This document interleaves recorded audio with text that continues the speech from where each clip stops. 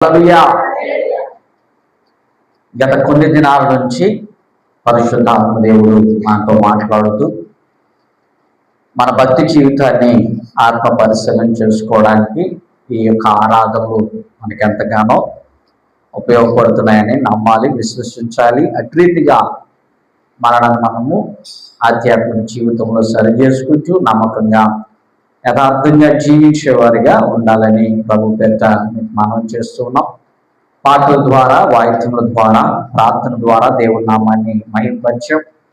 మరి కొద్ది నిమిషాలు దేవుని యొక్క మాటలను మనము ధ్యానం చేద్దాం. పరిశుద్ధ లేఖన భాగంలోకి వెళ్దాం. మార్కు సువార్త 14వ అధ్యాయము 21వ వచనములో పరిశుద్ధాత్మ దేవుడు చక్కని మాటలు మనిషి కుమారుడు ఆయన గురించి రాయబడినట్లు పోచున్నాడు. అయితే ఎవని చేత మనిషి కుమారుడు అప్పగింపబడుచున్నాడో ఆ మనుషునికి శ్రమ, ఆ మనుష్యుడు పుట్టి ఉండని ఎడల వాడికి మేలెను. దేవుడి మాటల ద్వారా మనతో మాట్లాడి మనలను బలపరచునగాక. ఆమె పరిశుద్ధుడా, పరలోకపు తండ్రి, మీ పరిశుద్ధమైన నామాన్ని స్తుతి చెల్లిస్తా ఉన్నాం. మాటలు మీవి, మాట్లాడేవారు మీరయ్యా. నా నోటిని బోరగావులకు నాకు కూడి వచ్చిన బిడ్డలకు కావాల్సిన వాళ్ళకి మాతో బలపరచండి. ఇంకా ఏదైనా మాలో లోపములుంటే సరి చేసుకుని నమ్మకం యథార్థంగా లోపల జీవించి కృప దయచేయమని, ఈ ఆరాధన మహిమ పొందుకోమని యేసు క్రీస్తు వారి పరిశుద్ధమైన నామములో ఈ మనవులు అడుగుచున్నాను మా తండ్రి. ఆమేన్. ఆమేన్. ప్రభువైన యేసు క్రీస్తు వారు ఈ మాటలు తన శిష్యుడుగా చేర్చబడినటువంటి ఇస్కరియోతు యోహాను గురించి మాట్లాడుతూ ఉన్నాడు. ప్రియ దేవునికి బిడ్డలారా, ఆ మనుష్యుడు, ఆ శిష్యుడు ఎందుకు పరిశుద్ధుడైన క్రీస్తుని అప్పగించాడు అనే దాని గురించి ఆలోచన చేద్దాం. ఎందుకంటే నీతిమంతులతో కలిసి సహవాసం చేస్తూ ఉన్నాడు, పరిశుద్ధుడితో కలిసి ప్రయాణం చేస్తూ ఉన్నాడు. అనేక సందర్భాల్లో యేసు చేసినటువంటి అద్భుత ఆశ్చర్య కార్యముల గురించి విన్నాడు. ఆయన చూపుతున్న ప్రేమను కూడా కన్నులారా చూచాడు ఈ 3.5 సంవత్సరములలో. అయినా కూడా ఆ పరిశుద్ధుడైన క్రీస్తుని ఎందుకు అమ్మవలసి వచ్చింది, ఎందుకు ఆ సామ్రాజ్యంలో ఉన్నటువంటి రోమా సామ్రాజ్యంలో సైనికులకు పట్టించవలసి వచ్చింది అనేది ఈ రోజున కొంచెం ఆత్మ పరిశీలన చేసుకోవాలి. దేవునితో ఉన్నాడు, దేవునితో సహవాసం చేస్తున్నాడు, దేవుని మాటలు వించుకున్నాడు, అనేక అద్భుత ఆశ్చర్య కార్యములు చేస్తూ ఉన్నాడు. కానీ ఎందుకు సాతానుకి అవకాశం ఇచ్చాడనే దాని గురించి ఆలోచన చేయాలి.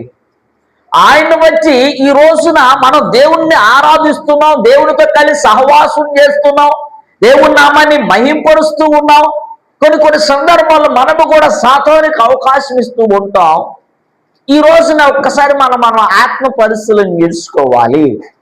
అతనిలోకి ఎందుకు సాతాను ప్రవేశించింది, అతను ఎందుకు సాతానుడు వాడుకున్నాడనే దాని గురించి మనం ఆలోచన చేసినట్లయితే పరిశుద్ధ గ్రంథంలో చక్కని మాటలు పరిశుద్ధాత్మ దేవుడు మన కొరకు రాయించున్నాడు.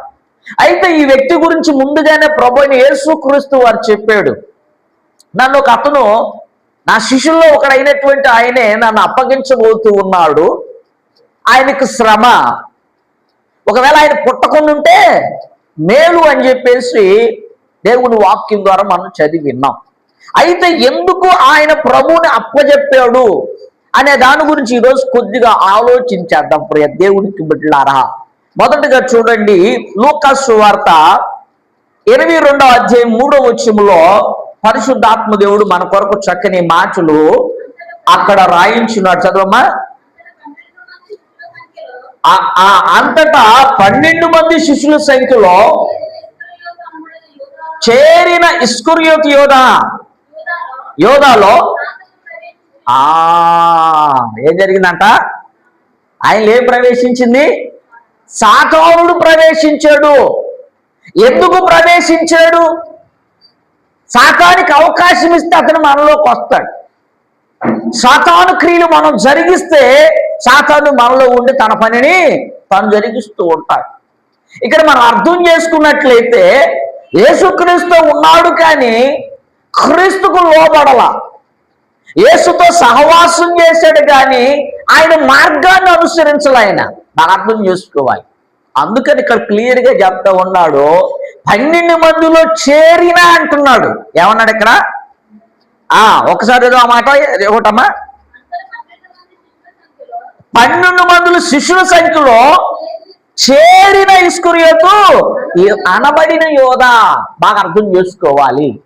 ప్రభువు తనలో శిష్యులు ఏర్పాటు చేసుకున్నప్పుడు మరి శిష్యులందరినీ కూడా ఆయనే పిలిచాడు. అయ్యా రండి, మిమ్మల్ని మనుషులు పట్టు జాలుగా చేస్తాను, మిమ్మల్ని నా శిష్యులుగా చేస్తానని చెప్పేసి అనుకున్నాడు.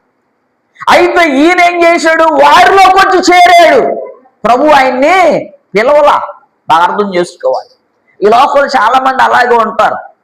ఆ ప్రయోజనం కోసము, అవసరం కోసము, లేదా మన లోటు తీరుస్తాడనో, లేకపోతే ఆయన దగ్గరికి వెళ్తే మనకు ఏదైనా ప్రయోజనం దొరికిద్దనో, లేదంటే అప్పులు పోతాయనో, లేదంటే మనకు స్వస్థత కలిగిద్దనో, లేదంటే మనం ఏదైనా భౌతిక ఆశీర్వాదాలు కోసం చాలా మంది దేవుణ్ణి వెంబడిస్తూ ఉంటారు, దేవుని దగ్గరికి వస్తూ ఉంటారు. ఈయన కూడా ఆ లిస్టులో చేరాడు, ఆ సంఖ్యలో చేరాడు. అందుకనే 12 మందిలో చేరిన ఒక్కడు అని రాయబడతా ఉంది. ఆయన భక్తితో రాలేదు, రక్షణ కోసం రాలేదు, విశ్వాసంతో రాలేదు, దేవుణ్ణి నమ్మి రాలా, తన ప్రయోజనం కోసం వచ్చాడు ఆయన. అందుకనే ఒక మాట మనం ఆలోచన చేసినట్లయితే యోహాను సువార్త 12:6 ఎందుకు అతను సాతానుకు అవకాశం ఇచ్చాడు, ఎందుకు సాతాను అందులో ప్రవేశించి ఆయనలో ప్రవేశించిందంటే ఇక్కడ క్లియర్ గా మాట్లాడుతున్న మాట ఒక్కసారి చదవండి. దేవునికి పెట్టారు, చదవమ్మా. వారి లావు చెప్పినది వేదల మీద శ్రద్ధ కలిగి కాదు కానీ వాడు దొంగయ్య ఉండి తన దగ్గర డబ్బు సంచి ఉన్నందువలన అందులో వేయించిన దొంగలించుచూ వచ్చును. చూడండి ఇప్పుడు దేవునికి బిడ్డలారా, ఇప్పుడు ఎందుకు వచ్చాడు యేసుక్రీస్తు వారి దగ్గరికి? ఈయన అనేక అద్భుత ఆశ్చర్య కార్యములు జరిగించుచున్నప్పుడు ఎంతో మంది మోసే ధర్మశాస్త్ర ప్రకారము వాళ్ళు స్వస్థపడిన తర్వాత, వారికి మేలు జరిగిన తర్వాత ఏం సమర్పిస్తారు? కానుకని సమర్పిస్తూ ఉంటారు. ఆ కానుక ఎక్కడుంది? ఆ సంచి ఎవరి దగ్గర ఉంది? ఇస్కరియోతు దగ్గర ఉంది. ఇస్కరియోతు యోధ అనబడిన ఆయన దగ్గర ఉంది. దానికోసం వచ్చాడు ఆయన, ధనం కోసం వచ్చాడు ఆయన. ఈ లోక సంబంధమైన ధనం కోసం వచ్చి ఈ లోక ఆశలు నెరవేర్చుకోవాలని, ఈ లోక ప్రకారంగా జీవించాలని ఆయన వచ్చాడు. చూశారు దేవునికి బిడ్డలారా, ఈ లోక సంబంధమైనటువంటి ఆశలు నెరవేర్చుకోవడానికి, ఈ లోక భౌతిక సంబంధమైనటువంటి లోట్లను పూడ్చుకోవడానికి, భౌతిక సంబంధమైన అవసరాలు తీర్చుకోవడానికి దేవుని వద్దకు రావటం కాదు, ఆత్మను బలపరుచుకోవటానికి రావాలి. ఆమేన్. భక్తిని పెంపొందించుకోవడానికి రావాలి, భక్తి జీవితంలో స్థిరత్వాన్ని పొందుకోవడానికి రావాలి, విశ్వాస జీవితంలో బలంగా ఉండటానికి రావాలి, విశ్వాస జీవితంలో స్థిరమైన పునాది కలిగి ఉండటానికి, దేవుణ్ణి ఆరాధించడానికి మనం రావాలి. దేవుని స్తోత్రం, హల్లెలూయా. ఈ వ్యక్తి చూడండి, తనకు తానుగా వచ్చాడయ్యా, నేను కూడా నీ శిష్యుడిగా ఉంటానయ్యా, నువ్వు ఎక్కడుంటే అక్కడికి వెళ్తాను, నువ్వేం చేస్తే అది చేస్తానని చెప్పేసి తను తాను అనుకుని వచ్చాడు.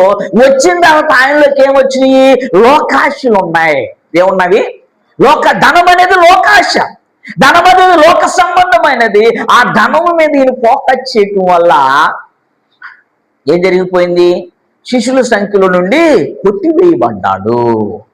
పేరుకు మాత్రం శిష్యుడిగానే పిలువబడ్డాడు. ఆ 3.5 సంవత్సరాలు పేరుకు మాత్రం క్రీస్తు శిష్యుల్లో ఒకరిగా చేర్చబడ్డాడు. ఎంత గొప్ప ఆధిక్యత దేవుని శిష్యుడిగా పిలువబడటం అంటే, అవునా కాదా? ఎవరికి ఆ ప్రపంచం అక్కడ ఉన్నటువంటి ప్రజల్లో గొప్పవారికే అర్హత లేదు, ధనికులైన వారికే అర్హత లేదు, కానీ ఇతను అర్హత పొందుకున్నాడు. వచ్చి ఇష్టపడి శిష్యుడిగా ఉంటానన్నవాడు ఏం చేశాడు? లోకాశల్ని కూడా హృదయంలో చేర్చుకున్నాడు. దేవుణ్ణి మహింపరచాల్సిన ఆయన, దేవుణ్ణి సంతోషపెట్టాల్సిన ఆయన లోకాన్ని సంతోషం ఎత్తుక్కున్నాడు. లోకంలో ధనం ఉంటే నాకు సంతోషం దొరికిందని ఎత్తుక్కున్నాడు. ఆ సద్దుకయ్యులు, పరిసయ్యులు, శాస్త్రం వాళ్ళకు సంతోషపెట్టడానికి అవకాశం వచ్చింది ఆయనకి. ఎప్పుడైతే లోకాశలు మనలో ఉంటాయో, ఎప్పుడైతే లోక సంబంధమైన క్రియలు మనం జరిగిస్తూ ఉంటామో, అప్పుడు సాతానికి అవకాశం ఇచ్చినట్టే. ఏం జరిగిందంట? సాతానికి ఎప్పుడైతే ఇలా ఉన్నాడు, ఆయన ధనం మీద ఫోకస్ చేశాడు, ధనాశ ఉందో, వెంటనే ఆయనలోకి ఎవరు వచ్చారంట? సాతానుడు ప్రవేశించాడు. ఇక తన పని తాను చేయాలి, తన కార్యాన్ని తాను తలపెట్టాలి. అందుకని ఇక్కడ ఉంటుంది యోహాను సువార్త 13:2 ఒకసారి చూడండి, చక్కని మాట ఉంటుంది అక్కడ. అతను భోజనము చేయుచుండగా సీమోను కుమారుడైన ఇస్కరియోతు యూదా అపవాది ఏం చేశాడంట? అతను అప్పగించాలని ఇంతకు ముందే హృదయంలో ఏం పెట్టాడు? ఆలోచన పెట్టాడు. చూడండి ప్రియదేవుడు, సాతానుడు ఏం పని చేస్తాడు? మనలోకి ఎప్పుడైతే లోక సంబంధమైన ఆశలు ఉంటాయో, లోక సంబంధమైనటువంటి క్రియలు కనబడతాయో, లోకాన్ని వెంబడిస్తూ ఉంటామో, లోకంలో ఉన్న వాటి వైపు ఆనందంగా చూస్తూ ఉంటామో, లోకంలో ఆనందమును వెతుక్కుంటూ ఉంటామో, లోకం వైపే పరుగులు చేస్తూ ఉంటామో, వీరిలోకి సాతానుడు దొరపడుతూ ఉంటాడు.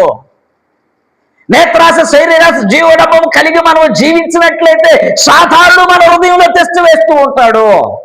టెస్ట్ వేసినాడు అట్లున్నాడా? ఏం చేశాడు?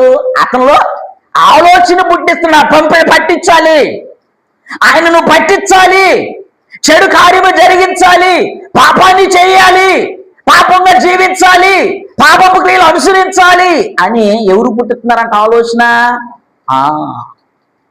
ఉదాహరణకి మనోడు మంచోడు అనుకుందాం, పార్టీ జరుగుతుంది, మనకు తాగాలనే ఉద్దేశం లేదు. ఏం చేస్తారు ఫ్రెండ్స్? అరే ముందు తాగనోడు మగోడే కాదురా, ఏమంటారు వీళ్ళు? ఎంత తీగుంటాయా మాట, అవునా కాదా? ఏమంటాడు? ముందు తాగనోడు నువ్వేం మగోడురా. చూడండి ప్రియ దేవునికి బిడ్డలారా, ఎంత తీగ మాట్లాడతాడు సాతాను వాళ్ళలో నుండి, అవునా కాదా? ఇతడు అనుకున్నాడు, అయ్యో దీన్ని నేను ముట్టకూడదు, దీన్ని తాకటం వల్ల నేను అపవిత్రం అవుతాను అనుకుంటాడు. పాపం కొంతకాలం జరిగించిందంట, ఏదో దేవుని వాక్యం వినో, లేకపోతే ఆ భార్య మాట వినో, తల్లిదండ్రుల మాట వినో, దానికి దూరంగా ఉండాలని అనుకుంటాడు. ఒక సమయం వచ్చింది, ఆ సమయం వచ్చినప్పుడు ఏం జరిగింది? ఈడొస్తారు చక్కగా, అరే ఒక్కసారికే కదరా, కనీసం నా పుట్టినరోజు కూడా తాగవా? ఈడు పక్కనోడు అంటాడు, అసలు మగోడు అన్నవాడు పొందు తాగాలి అని అంటాడు. ఇక ఇతరులు ఏం పుట్టిద్దిగా? జనరల్గా చెప్తున్నా, ప్రేరేపణ ఏం చేస్తుంది మనిషిలో, హృదయంలో తొలి చేస్తా ఉంటుంది. ఇక మనోడు వీడు ఇంత మాట అన్నాడు, అవునా కదా? మగోడు అయినాడు ముందు తాగాల, ఏంది ఎంత మాట అన్నాడు అంటే నేను ఇప్పుడు అది నేను నిరూపించుకోవాలి కదా అని ఏం చేస్తాడు? లోకంలో పడిపోతాడు. ఎప్పుడైతే ఈయనకి అలా ఆయుష్ ఉందో, వెంటనే హృదయంలో వీడు ఆలోచన పుట్టెత్తున్నాడు. అన్న మాట నా మాట కాదమ్మా, దేవుని వాక్యంలో ఉంది. ఏమన్నాడు? వాడి హృదయంలో ఏం చేశాడంట? ఆలోచన పుట్టిస్తున్నాడంట. చూడండి ఇప్పుడు దేవునికి బిడ్డలారా, మనం లోకాన్ని వెంబడించినట్లయితే, లోకములో సంతోషాన్ని వెతుక్కున్నట్లయితే, లోకములో ఆనందం దొరికిందని వెతికినట్లయితే, ఆ లోకములో ఉన్న ఆశ, ఆ లోకములో ఉన్నటువంటి ఆ ఆనందము, ఆ సంతోషము మనిషిని పతనం చేస్తుంది, భక్తిని పాడు చేస్తుంది, మంచి సహవాసాన్ని పాడు చేస్తుంది. చెడ్డ సహవాసం మంచి నడవడికను చెరుపును అంటున్నాడు, అవునా కాదా? దేవుడితో ఉన్నటువంటి ఆయన, దేవుడితో ఆనందించాల్సిన ఆయన, దేవుని మహింపరచాల్సిన ఆయన, దేవుని కార్యాలు ఇంకా ఆధ్యాత్మికంగా బలపడవలసిన ఆయన, ఆయన కూడా క్రీస్తు వలె జీవించవలసినటువంటి ఆయన, క్రీస్తు వలె పరిశుద్ధత కలిగి ఉండాల్సినటువంటి ఆయన సాతానునికి అవకాశం ఇవ్వటం వల్ల ఆయన ఏమైపోయాడు? పతనమై పడిపోయాడండి. చూడండి ఇప్పుడు దేవునికి బిడ్డలారా, అందుకనే ఆ ధనము కోసము ప్రభువును నమ్ముకోవాలనుకున్నాడు. ఏం చేయాలంట? ధనము కోసము ప్రభువును అమ్మాలనుకున్నాడు. ప్రభువు నమ్మాడు, కానీ నమ్మకాన్ని ఏం చేసాడు? ఈయన అమ్మేసుకున్నాడు. 30 వెండి నాణ్యాలకి ఆయనను అమ్మేశాడండి.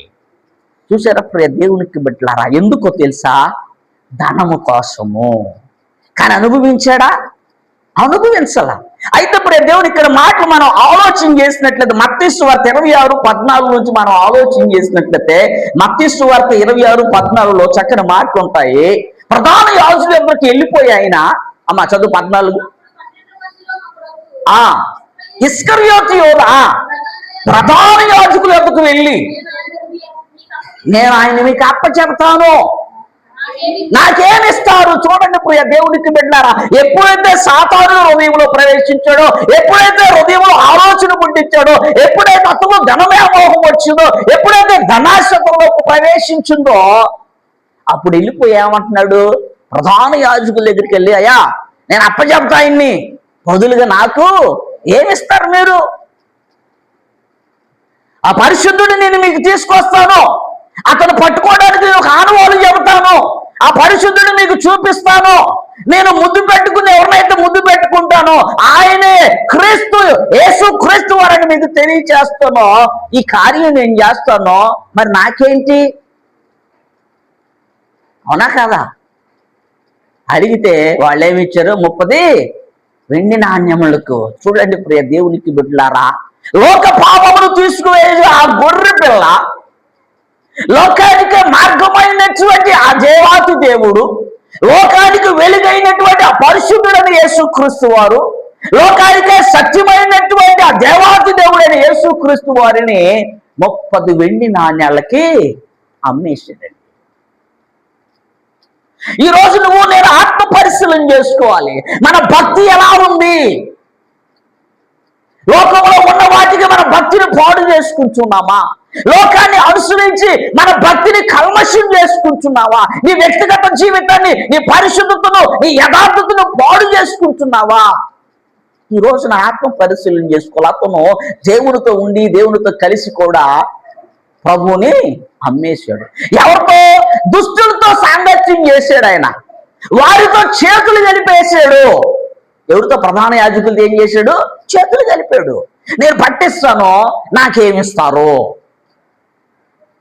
చూసేటప్పుడు దేవుడికి, అందుకనే దుష్టులు సహవాసం మనం చేయకూడదండి. దుష్ట ఆలోచనతో కలిగినటువంటి వారికి మనం దూరంగా ఉండాలి, వారిని ప్రేమించాలి, వారి కొరకు ప్రార్థన చేయాలి, కానీ వారి ఆలోచనలో పాలిభాగస్తులు అవ్వకూడదు. ఎందుకంటే ప్రధాన యాజకులు ఎప్పటి నుంచో ఎదురు చూస్తూ ఉన్నారు, ఈయనను ఎట్టయినా పట్టుకోవాలి, ఈయన్ని బంధించాలి, ఈయన్ని శిక్షించాలి, ఈయన్ని నేరం మోపాలి, ఈయన ఎట్టయినా మరణానికి పాత్రుడిగా చేయాలని ఆలోచన చేస్తూ ఉంటే, ఆ ఆలోచనలకు తోడు ఈ యోధ ఇస్కరియోతు కూడా తోడైపోయాడు.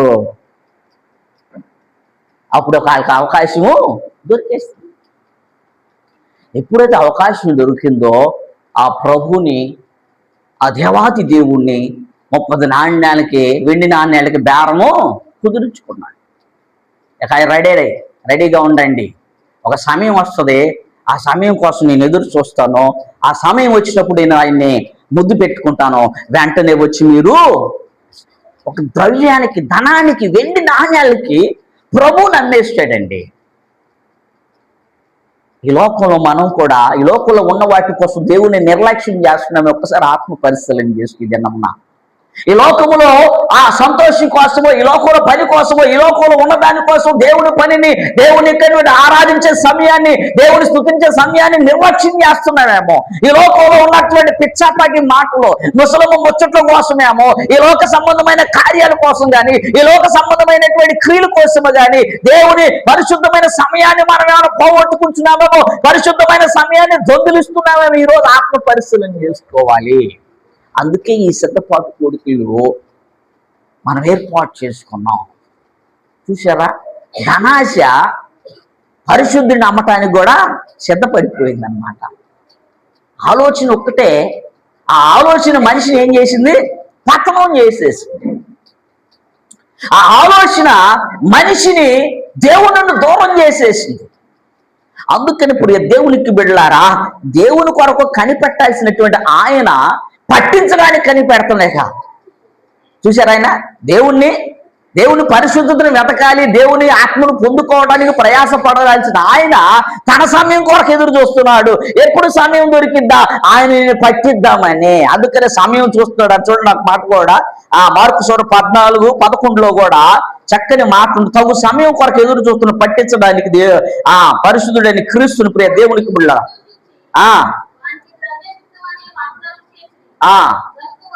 కనుక వాడు ఆయన అప్పగించుటకు తగిన సమయాన్ని కనిపెట్టుతున్నాడంట. చూసారా, ఆయన అప్పగించడానికి ఆయన కనిపెట్టుకుంటూ ఉన్నాడు. మనం ఏం ఏ రకం ప్రకారం దేవుడి కార్యాలు చూడడానికి కనిపెట్టాలి, పరిశుద్ధాత్మను పొందుకోవడానికి కనిపెట్టాలి, శక్తివంతులుగా అవడానికి కనిపెట్టాలి, ప్రార్థన ఆత్మను పొందుకోవడానికి కనిపెట్టాలి, పరిపూర్ణులుగా అవడానికి కనిపెట్టాలి, అద్భుత ఆశ్చర్యకార్యములు చేయడానికి కనిపెట్టాలి, నీవే ఒక పరిశుద్ధుడిగా జీవించడానికి కనిపెట్టాలి. దానికోసం కనిపెట్టకుండా, దేవుడి కార్యాల కోసం కనిపెట్టకుండా ఆయన్ని పట్టించడానికి మాత్రం సమయం దొరికిందని ఏం చేస్తున్నాడంట, కనిపెడుతున్నాడు. ఈ రోజున ఒక్కసారి ఆత్మ పరిశీలన, నువ్వు దేని కొరకు కనిపెడుతున్నావు? ఆయనైతే క్రీస్తును పట్టించడానికి కనిపెడుతున్నాడు. ఈ ఇస్కరియోతు యోధ ఏం చేశాడు? దేవుడిని పట్టించడానికి కనిపెట్టుకున్నాడు, తగిన సమయం దొరికిందని.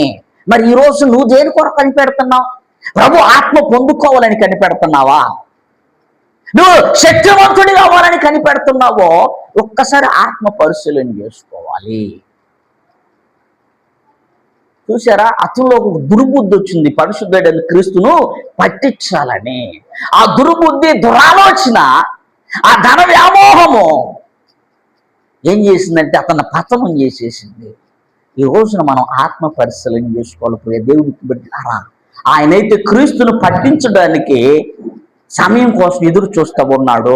ఈ రోజు నువ్వు భక్తి జీవితంలో క్రీస్తును మహిమపరిచేటటువంటి ఆ అనుభవంలో దేని కొరకు కనిపెడుతున్నావు? పరిశుద్ధాత్మ నడిపింపు కోసం నువ్వు కనిపెడుతున్నావా?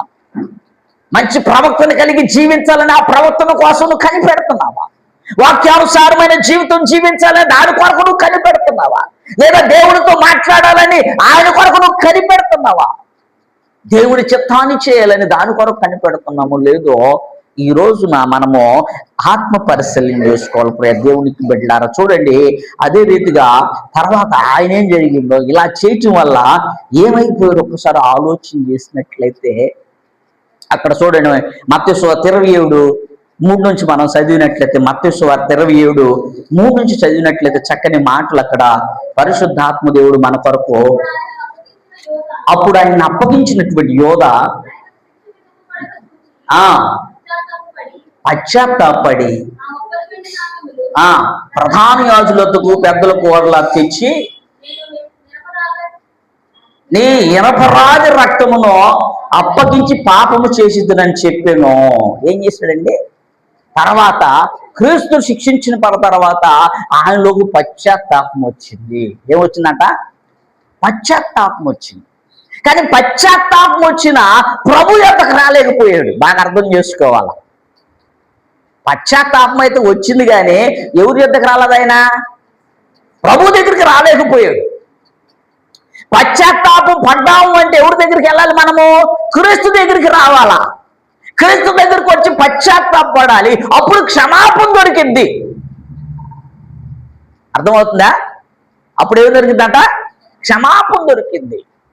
అయితే ఈయన నిరపరాధి రక్తాన్ని అప్పగించాడని తెలుసుకున్నాడు, గ్రహించాడు, పశ్చాత్తాపడ్డాడు. కానీ సాతానుడు మనోడు ఆయన దగ్గర రావటానికి ఆయన్ని ఒప్పుకోలా. ఇకేమైపోయాడు? ఆయన మరణించేసాడు. ఉరి పెట్టుకుని చనిపోయే స్థితికి తీసుకెళ్ళిపోయాడు. ఆయనలో ఉన్నటువంటి ఆలోచన, దురాలోచన, ఆయన సాతానుడు ఆయనలో పెట్టినటువంటి ఆలోచన, ఆ లోకమనే ఆలోచన, ధనమనే ఆలోచన, వ్యామోహం ఆయనలో ఎప్పుడైతే ఏలుబడి చేసిందో, ఎప్పుడైతే దానికి లొంగిపోయాడో, ఎప్పుడైతే దాన్ని అనుసరించాడో మనిషి పతనమైపోయాడో. పశ్చాత్తాపడినా కూడా అతనికి ఏం దొరకలేదు? క్షమాపణ దొరకలా. అందుకని అవి అప్పగిచ్చేసి ఆ వెండి నెలను వాళ్ళకి ఇచ్చేసి ఈయన వెళ్ళిపోయి ఏం చేశాడు? ఉరి పెట్టుకుని, చూసారప్పుడు దేవునికి బిడ్డలారా, ఉరి పెట్టుకుని చనిపోయాడు. అక్కడ చూస్తే అసలు భయంకరమైనటువంటి మరణం అది. ఎలాంటి మరణం అంటది? భయంకరమైన మరణం. అక్కడ చూడండి, అపోస్తుల కార్యం 1:18 ఉంటాడు. చక్కగా ఉరి పెట్టుకుని చనిపోతే ఆయన నడిమికి ఇరిగిపోయి పేగులు కూడా బయటకు వచ్చినటువంటి స్థితి అక్కడ మనము దేవుని వాక్యంలో చదువుతాం. చూడండి,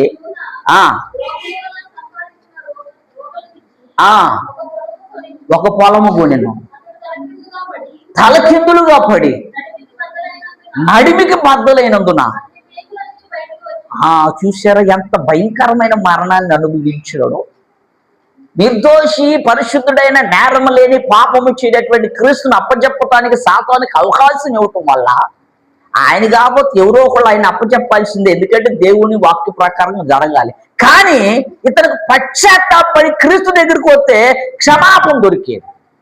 ఎప్పుడైతే క్రీస్తు దగ్గర రాలేకపోయాడో, సాతాను రానిలైంది రాలేదో, ఏమైపోయాడైనా మరణానికి పాత్రుడైపోయి. అది భయంకరమైన మరణం. ఈ రోజున ఇతన్ని బట్టి మనం కొన్ని విషయాలు నేర్చుకోవాలి. ఇంతకాలం క్రైస్తులుగానే మనం పిలువబడుతూ ఉన్నాం, దేవుని బిడ్డలుగానే జీవిస్తూ ఉన్నాం, దేవుణ్ణి ఆరాధిస్తూ ఉన్నాం.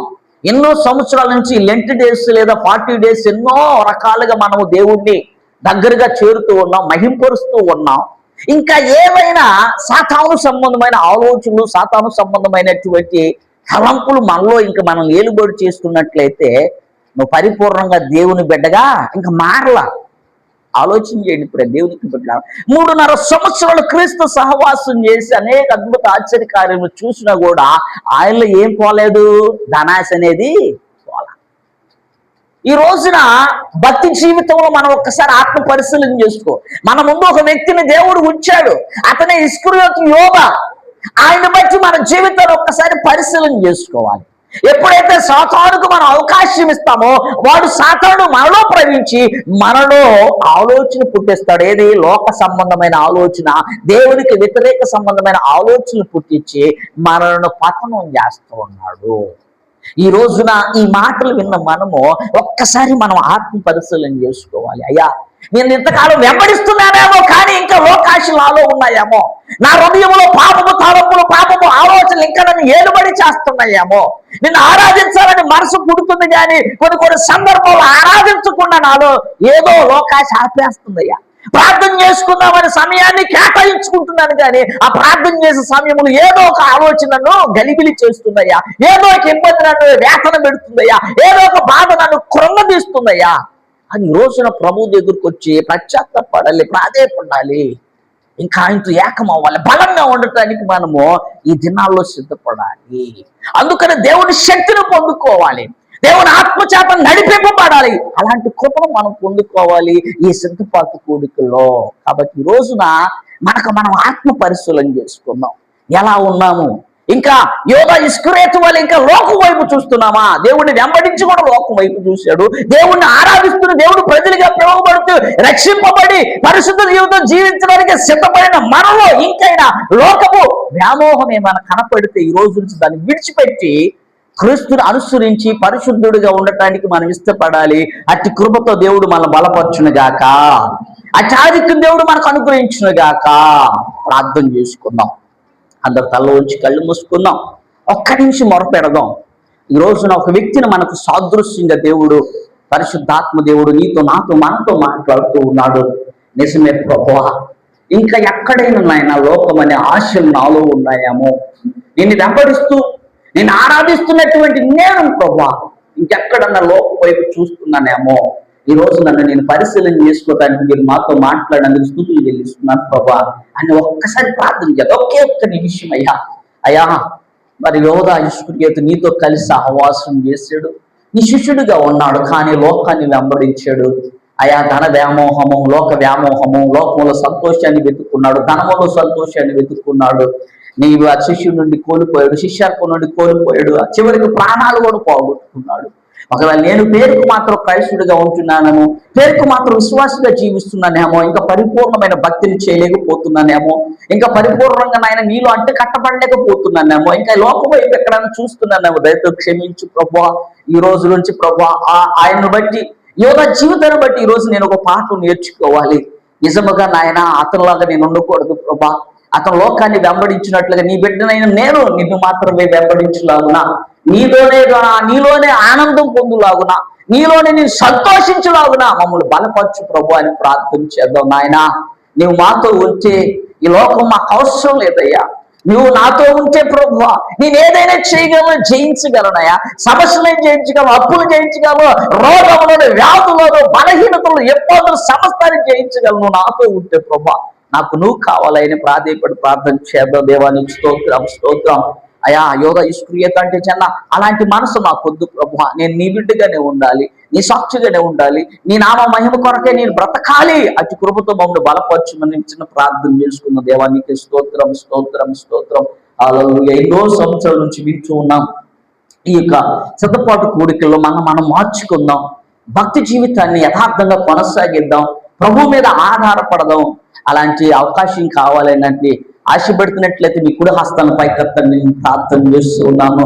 నిజమే దేవా, ఎంతకాలం నీ బిడ్డగా ఉన్నాను కానీ ఎక్కడో చోట నాలో లోకాశలు కనపడుతున్నానైనా, లోకం వైపు చూస్తున్నాను. దయతో నన్ను క్షమించు ప్రభా. ఇది మొదలుకున్నాయినా నీ బిడ్డగా నేను ఉండాలి ప్రభా. అతి కృప దయచేయమని నువ్వు ఇష్టపడితే నీ కుడి హస్తాన్ని పైకెత్తండి. నేను ప్రార్థన చేస్తున్నాను. మహాకరుడా, మహోన్నతుడా, పరిశుద్ధుడా, ప్రేమగల తండ్రి, నీ పరిశుద్ధమైన నామమును చెల్లిస్తూ ఉన్నాం. మా ముందు ప్రభా ఒక వ్యక్తిని చూపించావు నాయన. ఆయన ద్వారా ఈ రోజు మాతో మాట్లాడావు ప్రభా. ఆయన జీవితాన్ని ఒక్కసారి పరిశీలన చేసుకోవడానికి, ఆయన ద్వారా మా జీవితాన్ని పరిశీలన చేయడానికి ఇచ్చిన కృపను బట్టి నీకు స్తుతులు చెల్లిస్తా ఉన్నాం. ఇంకా నీ బిడ్డగా జీవిస్తున్న నాలో నీ యొక్కటువంటి ప్రభా, నీ బిడ్డగా నీ యొక్క కుమారుడిగా కుమార్తెగా జీవిస్తూ నీ మీద విశ్వాసంతో ఉన్నటువంటి మాలో ఏదైనా లోకాశలు కనబడినట్లయితే, లోక వ్యామోహాలు కనబడినట్లయితే, ధన వ్యామోహం కనబడినట్లయితే, నేత్రస శరీరాస జీవమునము మాలో ఎక్కడైనా ఉన్నట్లయితే ఇప్పుడే ఈ క్షణం నజరేయుడైన యేసుక్రీస్తును దూరపరచండి. నీ ఆత్మతో అభిషేకించండి. నేను ఎప్పుడు నీ బిడ్డలుగాను, విశ్వాసులుగాను, నమ్మకమైన క్రైస్తవ బిడ్డలుగా జీవించాలి ప్రభా. ఆత్మను పొందుకున్న వారిపై పరిశుద్ధాత్మ సహాయంతో, పరిశుద్ధాత్మ నడిపింపుతో, పరిశుద్ధాత్మ శక్తితో ఈ లోకంలో జీవించకుండా మాకు దయచేయండి. అట్టి తీర్మానాన్ని మీరు బలపరచండి, స్థిరపరచండి. ప్రతి ఒక్క బిడ్డ చుట్టూ అగ్ని కలిసి వేయండి దేవా. ఈ సాక్షులు మమ్మల్ని జీవించండి. కూడి వచ్చిన ప్రతి ఒక్క బిడ్డను దీవించడం ఆశీర్వదించండి. ఆ 10వ తరగతి ఎగ్జామ్స్ రాసిన బిడ్డ కొరకు ప్రార్థన, వారికి మంచి జ్ఞానం, వివేకం, తెలివినివ్వండి, మంచి జ్ఞాపక శక్తి ఇవ్వండి, మంచిగా మంచి పర్సంటేజ్ తో పాస్ అవ్వడానికి ప్రబోధించండి. అయ్యా ఇతర దేశాల్లో ఉన్నటువంటి బిడ్డలందరూ కొరకు ఆయన మా సంఘ బిడ్డలు ఇతర కాకుండా ఉన్నారో వారందరూ కూడా జ్ఞాపకం చేసుకుని అందరూ దీవించండి. ఆయన అయ్యా యుద్ధములు జరుగుతున్నటువంటి కన్యా దేశం కూడా ప్రార్థన చేస్తున్నాం. వారికి సమాధానం ఇచ్చేయండి ప్రభావ, జ్ఞాపకులు కలిగించేయండి దేవా. ఏదైనా నీ చిత్తం అక్కడ జరిగించండి నాయన. నీ కృప కాపుదల మా మీద ఉందండి. చిన్న బిడ్డలు, యవనస్తులు, వృద్ధులను మీరు దీవించి వాటికి మంచి ఆరోగ్యాలు ఇచ్చండి. అనారోగ్యంతో బాధపడుతున్న బిడ్డకు మంచి ఆరోగ్యాలు, నెమ్మదిని, స్వస్థతలు కలుగజేసి ఈ ఆరాధన ద్వారా మీరు మహిమ పొందుకోండి. అయ్యా మరి గుడ్ ఫ్రైడే రోజున ప్రభా మీరు పనికి 7 మాటలు మాట్లాడటానికి సిద్ధపడుతున్న బిడ్డలను మీరు అభిషేకించండి, బలపరచండి, స్థిరపరచండి. ఆయన జ్ఞానంతో నింపండి. యేసు పండుగ రోజు కూడా మీ కృపతోడుకు సహాయం చేయండి. ఏది ఏమైనా మా చుట్టూ మీ పరిశుద్ధాత్మ దేవునితో కావులు ఉంచమని మా అందరితో మహిమ పొందుకోమని యేసుక్రీస్తు వారి పరిశుద్ధమైన నామంలో ఈ మనవులు అడిగి బ్రతిమలాడి వేడుకుంటున్నాను మా తండ్రి, ఆమేన్. మన తండ్రిని దేవుని నుండి ప్రేమయు, కుమారుడిని యేసుక్రీస్తు నుండి కృపయు, పరిశుద్ధాత్మ యొక్క అన్యోన్యమైన సహవాసం ఇప్పుడు ఎల్లప్పుడూ సదాకాలం మనందరికీ తోడుగా ఉండి మనందరూ కూడా ఆధ్యాత్మికంగా బలపరిచి, లోకాశలో దూరపరిచి, పరిపూర్ణ పరిశుద్ధులుగా తీర్చి నడిపించును గాక. ఆమేన్, ఆమేన్, ఆమేన్. హల్లెలూయా, హల్లెలూయా, హల్లెలూయా. ప్రభువు నామమున మీ అందరూ కూడా వందనాలు.